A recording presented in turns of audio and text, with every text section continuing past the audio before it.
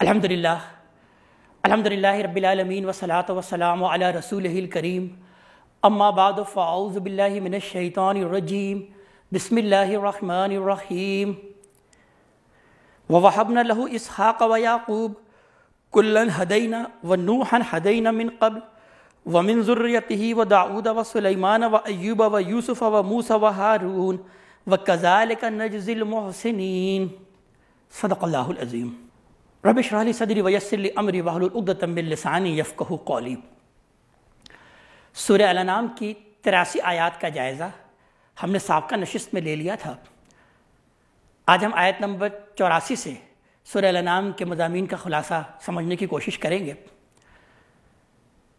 آیت نمبر 84 سے 90 تک حضرت ابراہیم علیہ السلام سے پہلے اور ان کے بعد ان کی ذریت میں جو انبیاء اور رسول اس دین و توحید کے حامل اٹھے ہیں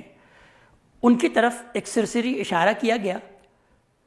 اور اس بات کی تاکید کی گئی کہ اصل ہدایت کی راہ یہی ہے جو ان پیغمبروں نے بتائی ہے، تو تم سب اسی کو مضبوطی سے تھام لو، اسی پر استوار رہو۔ اولئک الذین ھدی اللہ فبہداہ مقتدہ، یہ وہ لوگ ہیں کہ جن کو اللہ تعالیٰ نے ہدایت دی ہے، تو بس آپ انہی ہدایت کی پیروی کیجیے۔ اگر کفار قریش اس کا انکار کرنا چاہتے ہیں تو آپ ان کی پرواہ ہرگز نہ کریں، اللہ تعالیٰ دوسروں کو اس کی تائید اور حمایت میں کھڑا کر دے گا ان کی جگہ۔ آیت نمبر 91 اور 92 میں بیان کیا گیا کہ یہود نے جو القاء کیا ہے اور جو اعتراض کیا ہے اس کا اللہ تعالیٰ نے پھر بھرپور جواب دیا ان آیات میں۔ 93 اور 94 میں ان بدبختوں کی تردید کی گئی جو دعویٰ کرتے تھے کہ اگر وہ چاہیں تو وہ بھی اسی طرح کا کلام پیش کر سکتے ہیں جس طرح کا کلام محمد صلی اللہ علیہ وسلم اللہ کی طرف منسوب کر کے پیش کر رہے ہیں، انہیں بھی وحی کا تجربہ ہوتا ہے۔ اور آیت نمبر 95 سے 99 تک توحید کے آفاقی دلائل پیش کیے گئے۔ پھر آیت نمبر 100 سے 105 تک شرک کی پرزور تردید کی گئی اور یہ تنبیہ کی گئی کہ ہدایت آپ کے پاس آ چکی ہے، اب جو گمراہی اختیار کرے گا تو اس کی ذمہ داری خود اسی پر ہوگی۔ آیت نمبر 106 سے 108 تک پیغمبر صلی اللہ علیہ وسلم کو مضبوطی سے وحی الہی کی اتباع پر جمع رہنے کی ترغیب دی گئی اور مشرکین سے اعراض کی ہدایت کی گئی، اور مسلمانوں کو یہ نصیحت کی گئی کہ مشرکین کے بتوں اور معبودوں کی بے ضرورت تحقیر و تذلیل نہ کریں، یعنی اگرچہ ان کی کوئی حقیقت نہیں ہے لیکن مسلمانوں کو بھی کہا گیا کہ تم ان کے بتوں کا مذاق نہ اڑاؤ ورنہ مشتعل ہو کر یہ تمہارے خدا کو برا بھلا کہنے لگیں گے۔ آیت نمبر 109 سے لے کر 111 تک کفار کی اس قسم کی تردید کی گئی کہ اگر ان کے طلب کے مطابق ان کو معجزہ دکھایا جائے گا تو وہ ضرور ایمان لائیں گے۔ فرمایا کہ اگر ان کو دنیا جہاں کے معجزے بھی دکھا دیے جائیں جب بھی یہ ایمان لانے والے نہیں ہیں، ایمان تو وہی لائیں گے کہ جو کہ ماننے والے ہیں، جن کو اللہ تعالیٰ ہدایت دے، جو اللہ تعالیٰ کے قانون کی پیروی کرنے والے ہیں۔ آیت نمبر 112 سے 117 تک اللہ کی اس سنت کا بیان کیا گیا ہے کہ جب نبی کی دعوت بلند ہوتی ہے تو شیاطین جن و انس کو بھی یہ مہلت دی جاتی ہے کہ وہ اپنے باطل کو ملمع کر کے لوگوں کے سامنے پیش کر لیں تاکہ جن کو ان کی راہ اختیار کرنی ہے وہ ان کی راہ اختیار کر لیں۔ یعنی دنیا میں در حقیقت انسان امتحان کے لیے بھیجا گیا ہے، اس کو دونوں راہیں دکھا دی جاتی ہیں کہ یہ شیاطین کی راہ ہے اور یہ پیغمبروں کی راہ ہے، تم جس کو چاہو اختیار کر سکتے ہو، دنیا میں تمہیں آزادی ہے۔ پیغمبر کو یہ ہدایت کی گئی کہ آپ ان الجھنے والوں کو بتا دیں کہ جب میرے پاس اللہ کی کتاب آ چکی ہے تو میں اس کو چھوڑ کر دوسری چیز کی پیروی کس طرح کر سکتا ہوں۔ پھر آیت نمبر 118 سے 123 تک مسلمانوں کو یہ ہدایت کی گئی کہ تم ورغلانے والوں کی باتوں سے ہوشیار رہو۔ انہوں نے اپنے مشرکانہ عقائد کے تحت جو چیزیں حرام کر رکھی ہیں ان کے باب میں تم ان کی بدعت کی پرواہ نہ کرو، بلکہ وہ چیزیں کھاؤ جن کی حرمت کی کوئی دلیل نہ ملت ابراہیم میں موجود ہے نہ قرآن نے ان کے حرام ہونے کی خبر دی ہے۔ یعنی انہوں نے اپنی مرضی سے کئی چیزیں حرام کر رکھی ہیں جس کی کوئی دلیل نہ سابقہ دین میں ملتی ہے نہ قرآن میں اس کی کوئی دلیل ملتی ہے۔ اب اللہ نے تمہیں تاریکی سے روشنی میں لا کھڑا کیا ہے تو تم ان لوگوں کی بد دعا اور کج بحثیوں کی پرواہ نہ کرو جو کفر اور شرک کے اندھیرے میں ٹھوکریں کھا رہے ہیں۔ آیت نمبر 124 سے 127 تک ان مغروروں کی تردید جو قرآن پر ایمان لانے کی شرط یہ ٹھہراتے ہیں کہ جب تک ان پر بھی اسی طرح کی وحی نہ آئے جس طرح پیغمبر پر آتی ہے اس وقت تک وہ اس پر ایمان نہیں لائیں گے۔ اللہ تعالیٰ نے فرمایا کہ نبوت کا مرتبہ بلند کا سزاوار ہر شخص نہیں ہوا کرتا، اللہ ہی جانتا ہے کہ کون اس کا اہل ہے کون نہیں۔ جو لوگ کبر نفس مبتلا ہیں، دنیا اور آخرت دونوں کے سرفرازیوں کے اجارہ دار صرف اپنے آپ ہی کو سمجھتے ہیں، وہ اپنے اس غرور کی ضرور سزا پائیں گے۔ رہا ایمان لانا اور نہ لانے کا معاملہ، تو یہ اللہ کی توفیق پر منحصر ہے، اور اس توفیق کے لیے اللہ کا ایک مخصوص قاعدہ ہے، اس کی ایک سنت الہی ہے۔ آیت نمبر 128 سے 135 تک بیان کیا گیا، آخرت میں جنوں اور انسانوں کے گمراہ لوگ اعتراف کریں گے کہ وہ اتمام حجت کے باوجود محض اپنی شامت اعمال سے اس انجام کو پہنچے۔ قریش کو دھمکی دی گئی کہ سمجھنا چاہتے ہو تو اب بھی سمجھ جاؤ، ورنہ جس عذاب کی دھمکی تمہیں سنائی جا رہی ہے وہ آ کے رہے گا اور کوئی اس سے بچ نہ سکے گا۔ آیت نمبر 136 سے 144 تک مشرکین نے اپنے مشرکانہ عقائد کے تحت کھیتی اور چوپایوں میں سے جن چیزوں کو حرام ٹھہرا لیا تھا، یا اپنے دیوتاؤں کو راضی کرنے کے لیے انسانی جانوں کی جو قربانی پیش کرتے تھے، ان کی تردید کی گئی اور مذمت کی گئی کہ یہ سب باتیں بے سر و پا اہم پر مبنی ہیں، عقل اور فطرت اور ملت ابراہیم میں ان کی کوئی اصل نہیں۔ تو اسی طرح آیت نمبر 143 میں اس بات کو بیان کیا گیا ہے کہ تم نے اپنے دین کو عجیب گنجلک بنا رکھا ہے کہ سمجھ میں نہیں آ رہی کہ کیا چیز حلال ہے اور کیا چیز حرام ہے۔ ذرا یہ 8 جانور لے لو، ثمانیۃ ازواج من الظان اثنین و من المعاذ اثنین، یہ 2 اونٹ میں سے لے لو، 2 گائے میں سے لے لو، 2 بکریوں میں سے لے لو، 2 بھیڑ میں سے لے لو،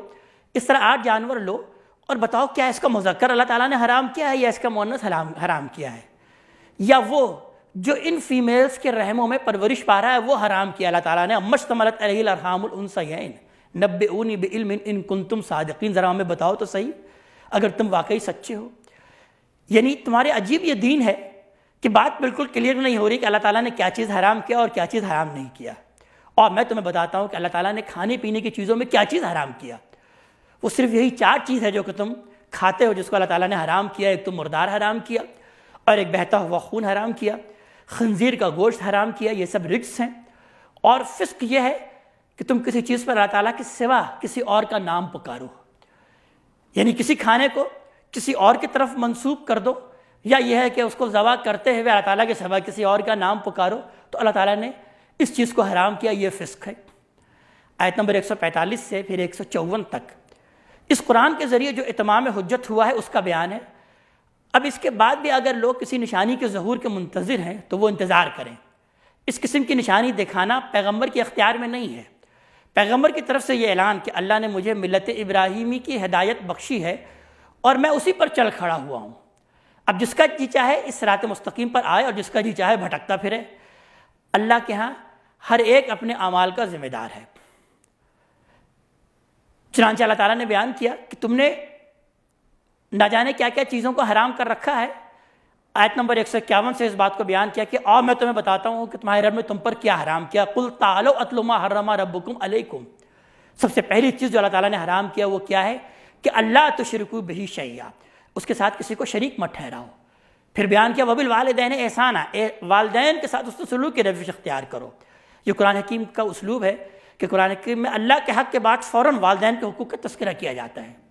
یہاں پر حرام کے ذیل میں بھی اس بات کو بیان کیا گیا کہ سب سے اولین حرام اور بڑا حرام تو یہ ہے کہ تم اللہ تعالیٰ کے ساتھ کسی کو شریک ٹھہراؤ۔ دوسرے نمبر پر سب سے بڑا جرم، سب سے بڑا حرام یہ ہے کہ تم والدین کے ساتھ حسن سلوک نہ کرو، انہیں ایذا پہنچاؤ، انہیں تکلیف دو۔ تو لہٰذا دوسری بات بیان کی گئی کہ وبالوالدین احسانا ولا تقتلوا اولادکم من املاق، اور اپنی اولاد کو مفلسی کے خوف سے قتل مت کرو، جیسا کہ اس زمانے میں یہ معاملہ تھا۔ اللہ تعالیٰ نے بیان کیا کہ نحن نرزقکم وایاہم، ہم ان کو بھی تم کو بھی رزق دے رہے ہیں اور ان کو بھی ہم ہی رزق دیں گے۔ تیسرا بڑا حرام، بلکہ چوتھا بڑا حرام یہ بیان کیا گیا کہ ولا تقربوا الفواحش ما ظہر منها وما بطن، اور دیکھو فحش کام، بے حیائی کاموں کے قریب بھی مت جاؤ، خواہ وہ ظاہر ہو خواہ وہ باطن ہو۔ پھر اگلی بات بیان کی گئی اور کسی جان کو قتل مت کرو جس کو اللہ تعالیٰ نے محترم ٹھہرا رکھا ہے۔ ذالکم وصاکم بہ لعلکم تعقلون،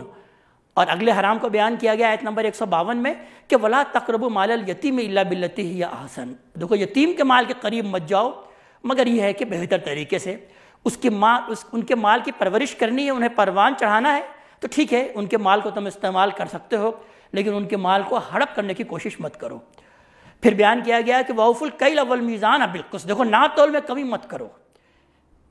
انصاف کے ترازو کو ہمیشہ سیدھا رکھو، ڈنڈی مت مارو۔ پھر ان شریعت کے ان احکامات کو بیان کرنے کے بعد اللہ تعالیٰ نے بیان کیا کہ لا نکلف نفسا الا وسعها، ہم کسی بھی جان پر اس کی وسعت سے زیادہ مکلف اس کو ہم نہیں ٹھہراتے، یعنی یہ شریعت تم کو دی جا رہی ہے یہ تمہاری فطرت کے عین مطابق ہے، یہ ان لوگوں کی طرح نہیں ہے کہ جنہوں نے اپنے دین میں ریشہ دوانی کر کر نہ جانے کیا کیا چیزیں حلال اور حرام کر دیا اور تمہیں فطرت کے راستے سے بھٹکا دیا۔ دین انتہائی آسان ہے، صرف انہی چیزوں کا حکم تمہیں دیا جاتا ہے کہ جس کے کہ تم مکلف ہو سکتے ہو، جس کے کہ تم بوجھ کو اٹھا سکتے ہو۔ پھر اگلی وصیت کی گئی کہ دیکھو جب تم بات کرو وَإِذَا قُلْتُمْ فَعْدِلُوا، تو عدل کی بات کرو، حق کی بات کرو، عدل کے دامن کو کبھی بھی ہاتھ سے مت چھوڑو۔ پھر اگلی وصیت کی گئی کہ دیکھو اللہ تعالیٰ سے اگر جو تم عہد کرو تو اس عہد کو ضرور پورا کرو، وعدے کا وفا کرو، وعدے کے خلاف ورزی مت کرو۔ اور پھر ان باتوں کو بیان کر کے بیان کیا گیا کہ یہی اصل دین، محمد صلی اللہ علیہ وسلم اسی دین فطرت کو بیان کر رہے ہیں، لہذا اسی کو قبول کرو۔ وَأَنَّ هَذَا صِرَاطِي مُسْتَقِيمًا فَاتَّبِعُوهُ، یہ ہے سیدھا راستہ، یہ ہے دین کا راستہ، تو بس اسی کے پیروی کرو۔ اور آگے چل کر بیان کیا گیا کہ اسی بات کو یہ کتاب بھی بیان کر رہی ہے کہ وَهَذَا كِتَابٌ أَنزَلْنَاهُ مُبَارَكٌ فَاتَّبِعُوهُ، یہ کتاب ہم نے نازل کر دی ہے جو کہ بہت بابرکت ہے، بس اسی کو فالو کرو، اسی کی اتباع کرو۔ آگے چل کر آیت نمبر 160 میں بیان کیا کہ جو کوئی بھی نیکی کی روش اختیار کرتا ہے، ایک نیکی بھی کماتا ہے، اللہ تعالیٰ اس کے بدلے اس کو 10 نیکی کا اجر عطا کریں گے، لیکن اگر وہ برائی کماتا ہے تو اللہ تعالیٰ اس کو اسی کے مطابق اس کا بدلہ دیں گے اور کسی پر کوئی ظلم نہیں کیا جائے گا۔ آیت نمبر 161 میں نبی کریم صلی اللہ علیہ وسلم کو ہدایت کی گئی کہ آپ ان کے سامنے کھول کھول کر بیان کر دیں کہ اننی ہدانی ربی الی صراط مستقیما دینا قیما، کہ ہمیں تو اسی سیدھے راستے کی طرف میرے رب نے مجھے ہدایت کی ہے، یہی سیدھا دین ہے، ملت ابراہیم حنیفہ، اور یہ وہ دین ہے جو ابراہیم علیہ السلام کا دین ہے، یعنی میں وہی ابراہیم علیہ السلام کے دین کو آگے بڑھا رہا ہوں، اسی کو لے کر آیا ہوں۔ وما کان من المشرکین، ابراہیم علیہ السلام تو شرک کرنے والوں میں سے نہیں تھے، لہذا آیت نمبر 162 میں پھر کہا گیا کہ ان کو آپ صاف صاف کہہ دیجئے کہ انا صلاتی و نسکی و محیایا و مماتی للہ رب العالمین، کہ میری نماز، میری قربانی، یعنی میرا جینا اور میرا مرنا تو اللہ تعالیٰ ہی کے لیے ہے جو تمام جہان والوں کا رب ہے۔ اور آیت نمبر 165 میں اب گفتگو کا اختتام اس صورت کا اس طرح سے ہوا کہ دیکھو اے مسلمانوں، اے لوگوں، کہ ہم نے تم کو زمین کا خلیفہ بنایا ہے، زمین کا اقتدار و اختیار سونپا ہے، تمہارے درجات ایک دوسرے سے بلند کیے ہیں، کیوں؟ تاکہ تمہیں ہم آزمائیں۔ دنیا میں تمہیں بھیجنے کا اصل مقصد کیا ہے؟ تمہارا امتحان، اس بات کو ہمیشہ مستحضر رکھو اور یہ بات کو جان لو کہ ان ربک سریع العقاب، کہ تمہارا رب جو ہے وہ عذاب دینے میں بھی بہت تیز ہے، بہت جلد حساب چکا دے گا، وہ اس بات پر قادر ہے کہ تم کو عذاب دے اگر تم اس امتحان میں ناکام ہو جاتے ہو۔ اللہ تعالی ہمیں اپنے کلام کا فہم عطا فرمائے، عمل کی توفیق عطا فرمائے۔ اقول قولی ھذا واستغفر اللہ لی ولکم ولسائر المسلمین والمسلمات۔